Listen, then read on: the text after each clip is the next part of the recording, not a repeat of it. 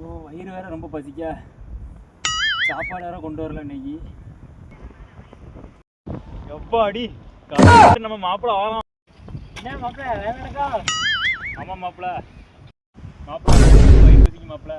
ஒரே ஒரு சிக்கன் பிரியாணி மட்டும் வாங்கிட்டு வாங்க, நான் உனக்கு ஜிபேல ரூபா போட்டு விட்டுருந்தேன். சரி மாப்பிள்ள, நான் வாங்கிட்டு வரேன்.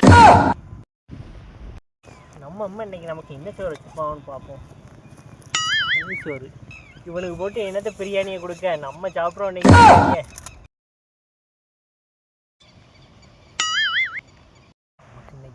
சரியான